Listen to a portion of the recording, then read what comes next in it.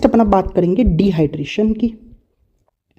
Dehydration की देखिए, dehydration में क्या हो रहा है कि जो वाटर है ना, इसका प्योर डेप्रीवेशन हो रहा है, मतलब बॉडी से पानी खत्म हो गया पूरा, बॉडी से पानी खत्म हो गया है पूरा, और सोडियम रिटेंशन हो रहा है, सोडियम का रिटेंशन हो रहा है। मतलब क्या है, वाटर लॉस हो रहा है लेकिन सोडियम का रिटेंशन हो रहा है।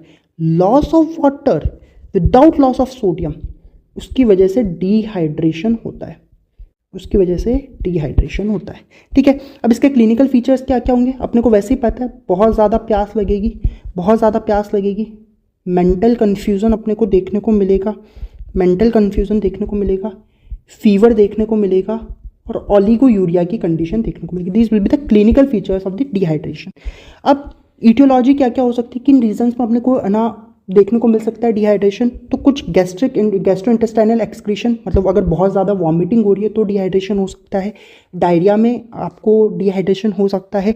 रीनल एक्सक्रीशन में डायबिटीज़ इंसिपिडस बहुत इंपॉर्टेंट, इसमें अपन देखें कि डिहाइड्रेशन होता है। एक्यूट रीनल फेलियर के अंदर भी एक्सेसिव डिहाइड्रेशन होता है।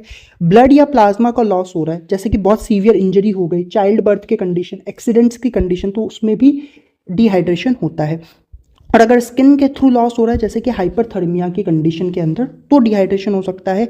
या बॉडी कैविटीज जैसे कि एसाइटिस वगैरह के अंदर आपके एक्यूमुलेशन हो जाता है फ्लूइड का, उसकी वजह से भी डिहाइड्रेशन होता है। इतने सारे एग्जांपल्स याद नहीं करने, रटने नहीं है, 2-4 एग्जांपल्स आपको अपने आप पता चलते हैं, बहुत बेसिक बातें हैं। ठीक है, अब डिहाइड्रेशन में अगर आप हिमेटोलॉजिकल और बायोकेमिकल चेंजेस देखेंगे तो क्या देखने को मिलेगा, तो एक तो अपने को हीमो कंसंट्रेशन देखने को मिलेगा, क्योंकि पीसीवी यानी कि जो पैक्ड सेल वॉल्यूम होता है, पैक्ड सेल वॉल्यूम होता है वो इंक्रीज कर जाएगा, और साथ में हीमोग्लोबिन की कंसंट्रेशन भी इंक्रीज कर जाएगी डिहाइड्रेशन में। That's the point number 1।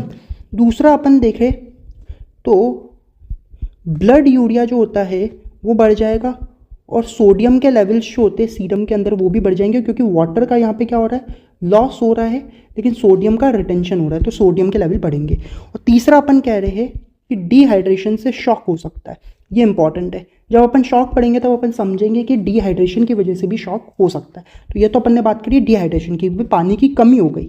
Next अपन अब बात कर रहे हैं ओवर हाइड्रेशन की। देखिए, ओवर हाइड्रेशन में क्या हो रहा है कि जो आपके एक्स्ट्रा सेल्यूलर फ्लूइड होता है ना, वो इंक्रीज हो रहा है। और वो इंक्रीज क्यों हो रहा है, क्योंकि बहुत ज़्यादा वाटर का एक्सेस हो गया है, या फिर वाटर का इंटॉक्सिकेशन हो गया है, वाटर का इंटॉक्सिकेशन हो गया, जिसकी वजह से ईसीएफ बढ़ गया। अब इसके क्लिनिकल फीचर्स क्या क्या हो सकते हैं, तो इसके क्लिनिकल फीचर्स में डिसऑर्डर्ड सेरिब्रल फंक्शन आ सकता है, जिसकी वजह से नॉजिया होगा, वॉमिटिंग होगी, हेडेक होगा, कन्फ्यूजन होगा, और सीवियर केसेस में कन्वल्जन्स, कॉमा और इवन डेथ तक हो सकती है ओवर हाइड्रेशन की वजह से। अब इसका ईटियोलॉजी क्या है, किस वजह से ओवर हाइड्रेशन हो सकता है, तो हो सकता है कि भाई अनमॉनिटर्ड इंट्रावेस्कुलर इन्फ्यूजन के जो सलाइन वगैरह चढ़ाते हैं लेकिन उसकी मॉनिटरिंग नहीं करी और हद से ज़्यादा चढ़ा दिया तो ओवर हाइड्रेशन होगा, तो इंट्रावेस्कुलर इन्फ्यूजन ज़रूरत से ज़्यादा कर दिया। या फिर रीनल रिटेंशन हो जाए सोडियम एंड वाटर का, और इसकी वजह से वैसे रीनल रिटेंशन की वजह से इडेमा भी देखने को मिलेगा और ओवर हाइड्रेशन भी देखने को मिलेगा। एग्जाम्पल के तौर पे congestive heart failure, cirrhosis, Cushing syndrome, chronic renal failure and acute glomerulonephritis. ठीक है, 1-2 एग्जाम्पल याद रखो, बहुत है। इसके अलावा पैथोलॉजी क्या होगी, तो पैथोलॉजी ये है कि भाई वेट गेन देखने को मिलेगा, अचानक से इंसान का वेट काफ़ी ज़्यादा बढ़ जाएगा। और हिमेटोलॉजिकल एंड बायोकेमिकल चेंजेस जो डिहाइड्रेशन के देखिए उसके उल्टे हो जाएंगे, मोटा मोटा कि पीसीवी कम हो जाएगा, क्योंकि डिहाइड्रेशन में बढ़ा था तो यहाँ पे कम होगा, ऑब्वियस बात है।